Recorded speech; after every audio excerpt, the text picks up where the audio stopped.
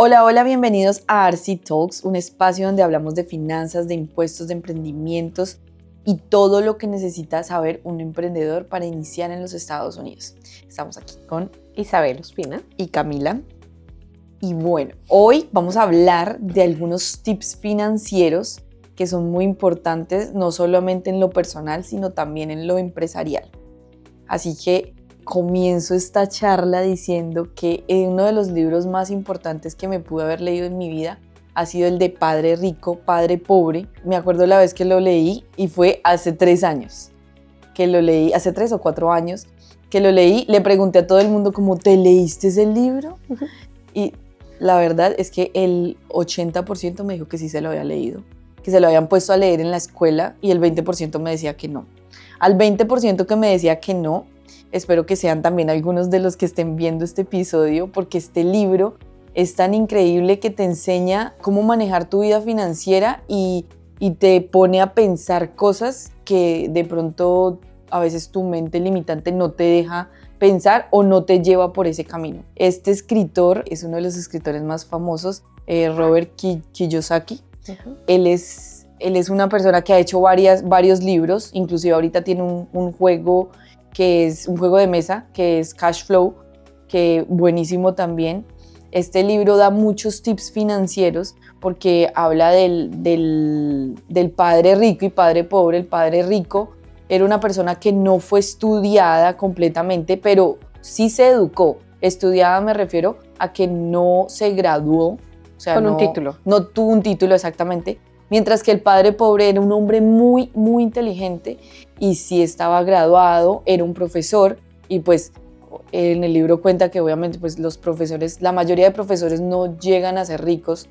O sea, no es de juzgación, no, sino que él te dice como que espérate, nunca te enseñan a tenerle, no sé, yo lo resumo así, como amor al dinero o como a llevar tus cuentas o a invertir lo que tienes. Entonces, uno de los tips financieros, por decirlo, de ese libro es como que hay que educarse, sí, hay que educarse, pero entonces siempre nos enseñan a educarnos en la ciencia, en varias cosas que de pronto que para la vida no son tan importantes, al vivir la vida como tal, no son tan importantes, que es cómo llevas tu dinero, cómo manejas tu ahorro. Entonces este libro es muy interesante. ¿Tú te lo has leído, Isa? Sí, tuve la oportunidad también de leerlo. Yo creo que sí, también unos cuantos añitos atrás. Pero a mí me pasó más o menos lo mismo, pero con un libro cuando yo tenía como 12, 13 años, que se llama ¿Quién se ha llevado mi queso? Ese fue el libro que en realidad me empezó a hacer pensar diferente y como que a buscar otras alternativas. Salir de la zona de confort, que a veces es incómodo.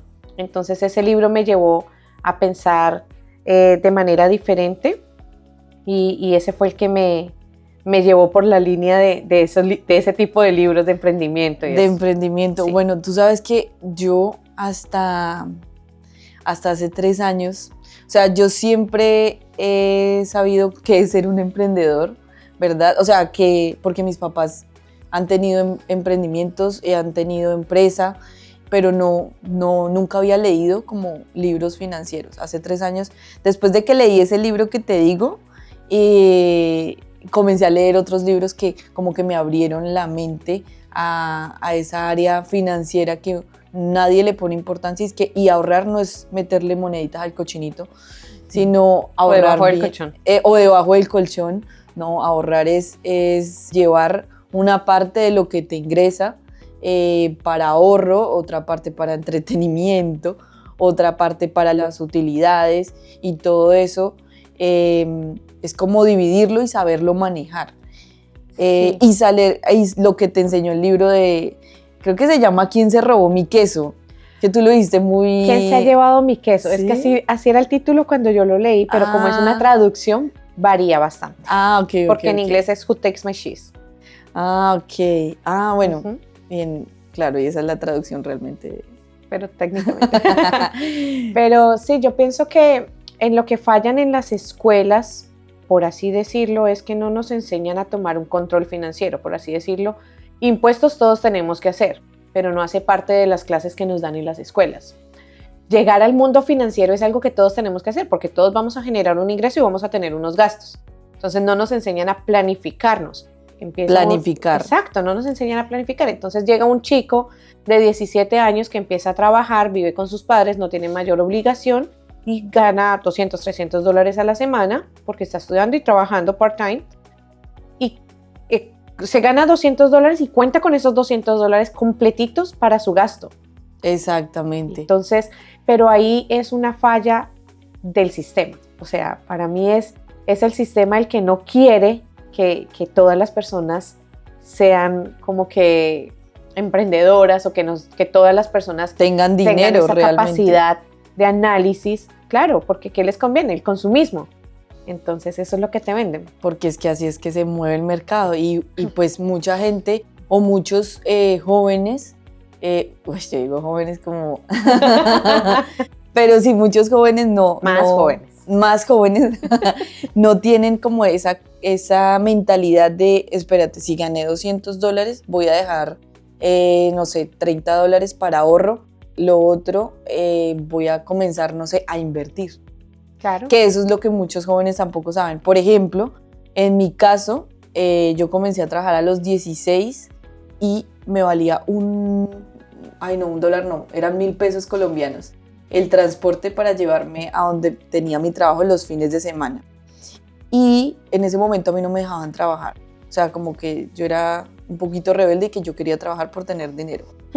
Pues me ganaba 30.000 pesos el día, ¿no? Y el yogur costaba 25.000. O sea, me quedan 5.000, me quedan 4.000 para ahorrar. Pero yo comencé a ahorrar. ¿Qué yogur? El yogur que llevaba para mi casa. Y lo llevaba para mi casa para decir a mi mamá que si yo estaba ganando un montón de plata. Pues el yogur, muy feliz, toda la familia tomando yogur.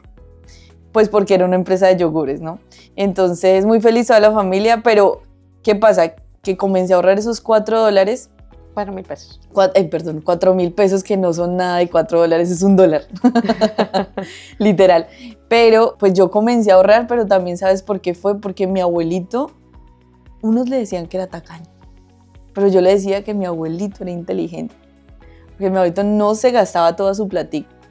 Entonces, como que esa mentalidad de mi abuelito de ahorrar, yo creo que se me quedó grabada y eso fue un plus. Pero en la escuela, pues a mí sí nunca me enseñaron como a planificar, como mire mamita, no sé qué. Mis papás sí me compraron, como cuando era pequeña, un marranito. Es más, me lo iban comprando porque yo lo vivía abriendo, gastándomelo. Espérenme presto. Exactamente. Pero pues lo que yo digo es que como que ahí, si ese libro o el otro libro que nos den desde pequeños o nos enseñen desde pequeños, pues eso nos va a ayudar.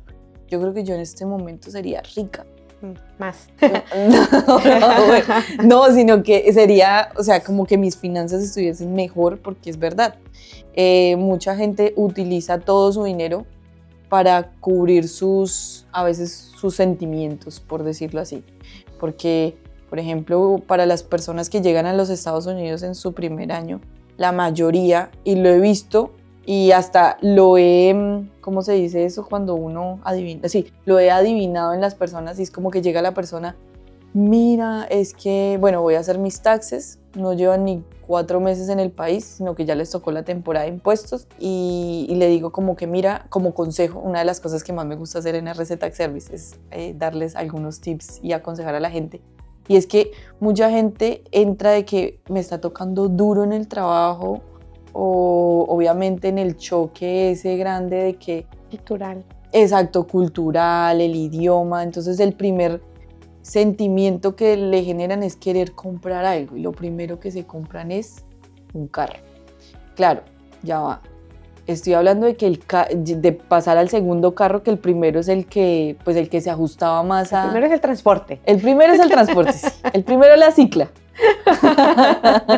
Entonces ya el segundo, le digo a las personas, no, espere, no entre en su pánico, ese pánico que le da a la gente, como pánico no, sino ese, iba a decir drama, pero no es drama, ese impulso, ese como voy a comprar algo porque me lo merezco. Entonces Para eso trabajo. no ven que ni siquiera han hecho crédito para que ese interés del carro les quede pues, en un interés bueno. Entonces vienen de, no sé, de Colombia, que los intereses en Colombia son más del 16%. Me han dicho, porque no lo he experimentado, pero entonces vienen acá y les dicen, no, te voy a entregar un carro por el 16%, magnífico.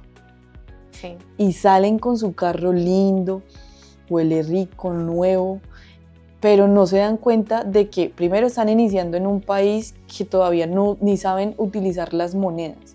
Entonces no es que sea juzgar, pero sí es como aconsejar de que no lo hagan si su división, multiplicación, su suma, su resta no les da por un impulso de que me lo merezco porque, o sea, porque estoy entrando como en esa tristeza de que, ay, cambié de país, y porque eso es normal, que todo el mundo entre en eso, pero también no es muy aconsejable de que paguen un interés tan grande de un carro sabiendo que ni siquiera, o sea, como que van a pagar solo el interés.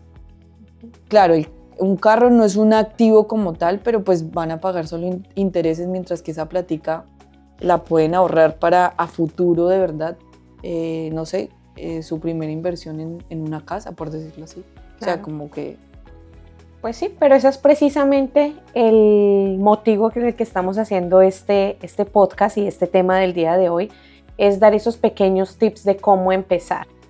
Mi primer tip sería para las personas que nos están viendo que dejen de pensar que las tarjetas de crédito son una extensión de sus ingresos. La tarjeta de crédito es una trampa del banco. Literalmente es una trampa del banco si no se sabe usar a nuestro favor. Entonces, siempre cuando vienen aquí, por lo menos las personas que están empezando un negocio, me dicen, yo voy a empezar el negocio, no sé qué tengo que hacer. Aplique para una tarjeta de crédito. Pero como yo no tengo crédito, la empresa va a empezar, no me lo dan, aplique para una prepagada. O sea, usted ponga un dinero de seguro y ese mismo es el dinero que le van a prestar a usted. Todo lo que sea del negocio, páguelo con esa tarjeta, empiece a utilizarla y a pagarla a la semana. Yo siempre aconsejo que se pague a la semana siguiente. Utilícela esta semana, páguela a la semana siguiente. Con la intención, porque el primer préstamo que te dan es bajo, de $300 a $500 cuando nos toca dar como el secure deposit. Entonces, con esa intención, el banco, o sea, vas a utilizar más crédito del que tienes, porque si gastas 1,000 esta semana, pero los vuelves a pagar, en realidad al mes estás gastando $4,000. Exacto. Y es un gasto que tenías que hacer sí o sí. Entonces, cuando lo haces ya con la tarjeta de crédito, estás teniendo el beneficio de trabajar con el dinero del banco, no con tu dinero. Y como lo estás repagando a tiempo, no estás pagando los intereses. Y si consiguen la tarjeta que te da el cashback, pues ahí estás teniendo antes un dinero extra por eso.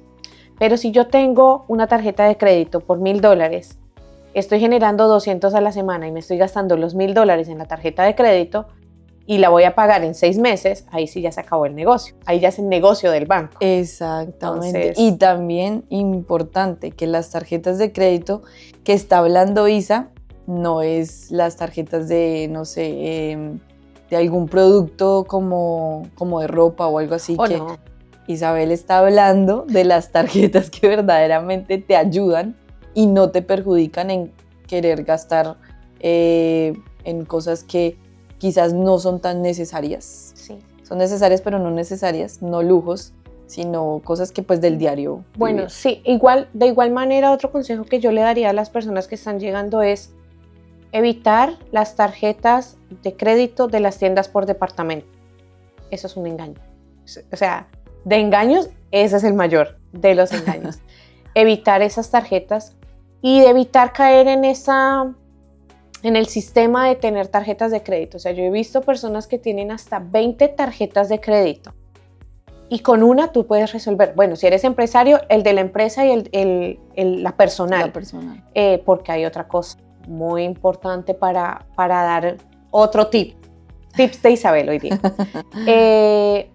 La cuenta del banco no es la cuenta personal. Yo no soy el único dueño de esa cuenta. Grave error que muchos cometen. Es una cosa, pero que se ve demasiado común. Entonces la empresa es mía y esta tarjeta paga todo que yo no sé ni qué es personal y qué es del negocio y luego me dicen, no está buena la cosa. Fue pérdida. La comida de la ida al restaurante de toda la familia y los amigos, por decirlo así. Negocio es negocio y personal es personal. Y si uno no tiene las cuentas bien separadas, pues también es imposible que en la vida financiera, tanto personal como de negocio, vaya a subir o vaya a tener algún cambio o evolución a futuro. Más bien va a tener un retraso. Exacto. Así se tenga un flujo de caja. Exacto, sí, definitivamente. Otro tip que pudiera dar es planificar, bueno, yo lo voy más hacia la parte de los negocios. Estoy empezando un negocio. ¿Cuánto dinero voy a necesitar para poder empezar este negocio? Porque es que a veces nos dejamos llenar de ilusión del que nos vende por ahí el TikToker o el que nos vende el multinivel. Entonces, sí, yo voy a empezar un negocio y no hacemos toda la investigación. Entonces, ¿cuáles serían el deber ser? El orden es hacer primero un estudio de mercado, el análisis del mercado, saber cuánto es mi inversión y cuánto tiempo voy a tardar en poder tener de regreso esa inversión. Porque las inversiones no solamente son de dinero, también es tiempo. Exacto. Entonces a veces dicen, no, es que empezar este negocio tú no necesitas nada.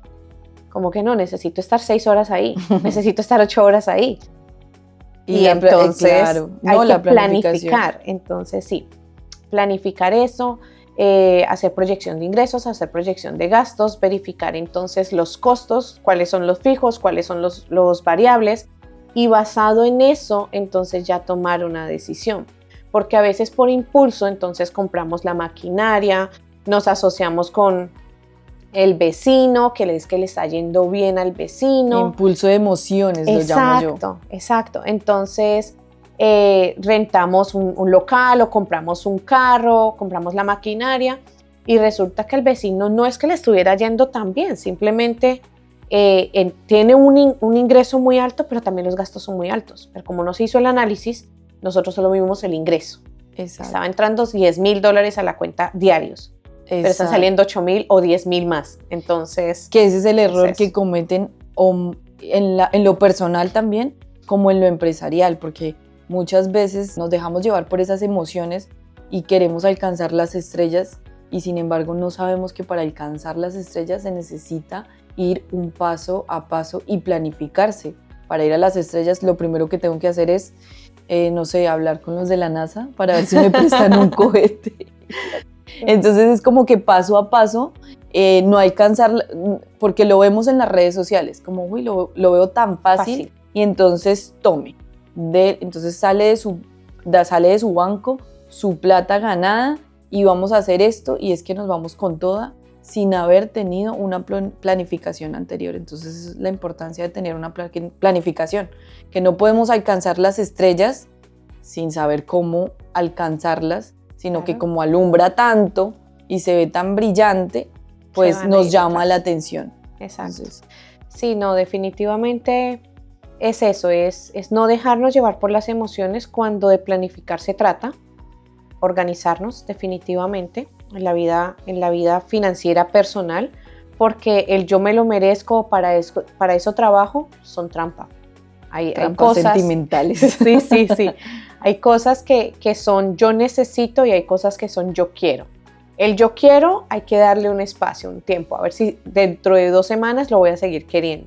El yo necesito es algo urgente, entonces a eso sí se le va a dar prioridad. Pero bueno, yo ya hablé cómo hacer los tips desde la parte de negocios. Ahora tú, que como eres realtor, también tienes experiencia en ese tema y eso va un poquito más hacia la parte personal. ¿Qué tips nos pudieras dar? Bueno, volviendo a la parte del crédito y en cuestiones de lo de las casas también, en la parte del crédito muchas personas desconocen que se mide el crédito de 2 distintas maneras. La primera es la capacidad de crédito y la segunda es el puntaje de crédito.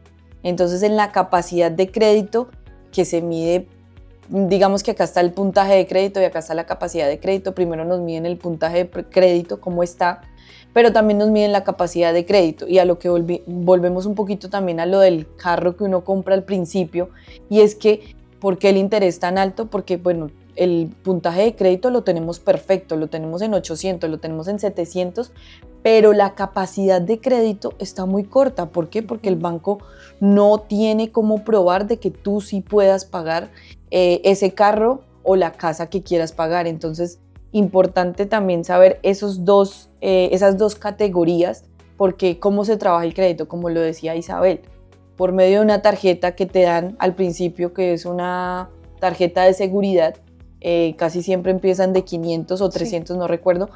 Tú pones los 500 y vas trabajando en ella. Al principio yo también aconsejo de que un tipcito de que, bueno, al principio sí pagarlo semanal, pero si tu crédito ya subió, no sé, a $2,000, por decirlo así, sí es bueno que utilices solamente el 25% en el mes. No lo que yo pude haber cometido al principio, y era que yo entendía que el 25% era de que solamente podía utilizar $250 en el mes y yo utilizaba $250, digamos que semanales.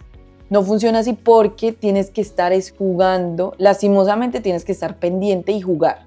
Es un juego que tienes con el crédito. Solamente si el 25% son de $250, solamente puedes gastar $250. Que mi recomendación es de esos $250 gastar solamente $230, como para que no me vaya a pasar, o tener un gasto fijo con esa tarjeta. ¿Qué hace eso? Eso hace que el banco me esté mirando mis movimientos, porque el banco también puede decir, tú pagaste los 250 enteros, alguien te los pudo regalar, alguien te los pudo dar. Entonces básicamente eso hace que mi movimiento bancario no suba. Es por eso que a veces la gente se siente frustrada también en el crédito y dicen como, pero es que no me sube y yo pago todo al día. Pero es que realmente es que tienes que jugar con ese crédito para que mi capacidad vaya aumentando. Adicional a eso es que si usted cometió entre comillas, el error de comprar el carro sin tener tan buena capacidad económica o a un interés, dejémoslo en un interés alto, usted lo puede refinanciar el siguiente año, que refinanciarlo a veces es un buen movimiento y no un buen movimiento, pero pues si ya se cometió el error, refinanciar es un movimiento que se ve malo en el crédito. Importante, por eso es que baja el crédito cuando lo refinanciamos, porque le estamos diciendo al banco, no podemos seguir pagando esa cuota tan alta. Sin embargo, si usted quiere comprar una casa, no le recomiendo que refinancie, pero sí le recomiendo que al tercer año compre su casa, después de haber comprado su carro, que eso es lo que muchos cometen. Si no lo compró, muy bien.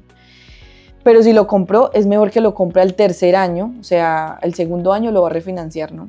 Al tercer año puede comprar su casa, ya la cuota está más bajita y usted ya ha hecho los buenos movimientos con la tarjeta de crédito, entonces su capacidad de endeudamiento va a estar más grande. Adicional a eso, su crédito pues obviamente va a aumentar y eso le va a ayudar también a comprar una casa a no un interés tan alto.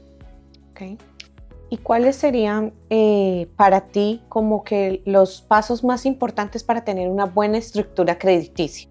Lo primero es que, bueno, hay que saber la fecha de corte de la tarjeta de crédito. Lo segundo es que yo recomiendo tener 2 tarjetas de crédito cuando se tiene una no tan amplia capacidad en una. Entonces sí recomiendo tener 2.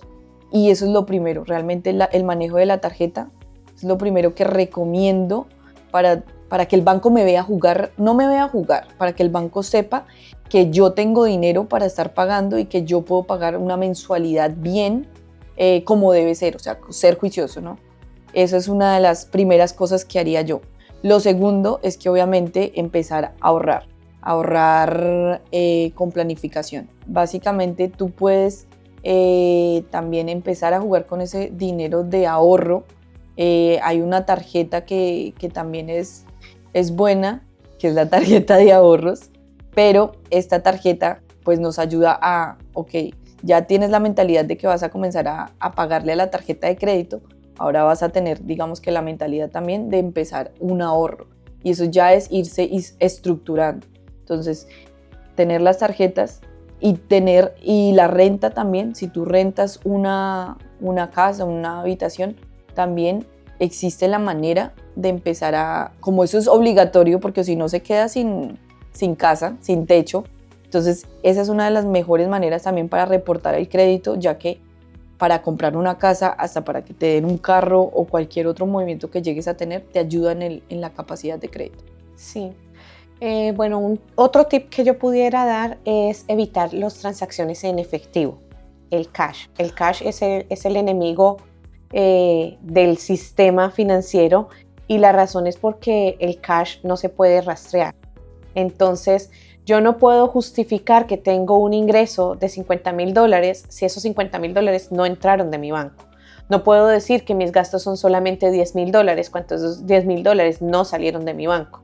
Entonces, evitar las transacciones en efectivo, depositar el dinero al banco para que quede registrada la transacción y que todos los gastos del mismo salgan por ahí, bien sea personal o a título de una empresa. Bueno, Hay muchos tips. Sí. Digamos, a título personal, los fondos de inversión pueden ser una opción, los 401ks o el Roth IRA, el Traditional Roth IRA. Exacto. Eso nos puede funcionar bastante a título personal como para tener una estructura financiera.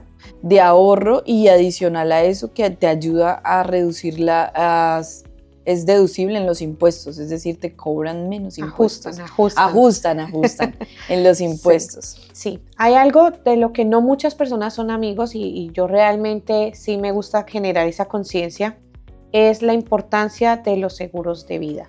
Hay personas que no son muy amigas de eso, como que no le ven la necesidad porque todavía estoy joven. Pero hay muchos seguros de vida que te permiten ahorrar. O sea, es un seguro de vida, pero también estás ahorrando, invirtiendo mientras tanto ese dinero. Y que se puede de distintas maneras también. Hay de muchísimas opciones. Entonces, los seguros de vida no es solamente dejar un dinero para cuando yo me muera. Si se sabe conseguir una buena póliza, mantener un ahorro para el futuro, para la vejez. O en caso de una emergencia, pues sí, no dejar a la familia ahí como tan a la deriva. Sí, y que hay varios planes que no solamente es como, bueno, sí es de ahorro, pero es como más estructura financiera. Sí, totalmente. Entonces son muy recomendables que todo el mundo lo tenga y que, es más, que los jóvenes que piensan que no es tan importante eso, les va a beneficiar más a las personas jóvenes. Entre más jóvenes, más barato. Exactamente. Menos riesgo de morir. Técnicamente. Pero sí. Bueno, eso es todo por este episodio. Para más tips, para más cosas financieras, no en llamarnos, en seguirnos en nuestras redes sociales, en entrar a la página web de RC Tax y explorarla. Tenemos varios servicios. Adicional a eso, también tenemos una aplicación que hemos diseñado básicamente para que nuestros clientes se sientan más seguros, que tengan todo lo que ellos tramitan con nosotros en esta plataforma. Pues gracias por todo, público. Gracias por seguirnos.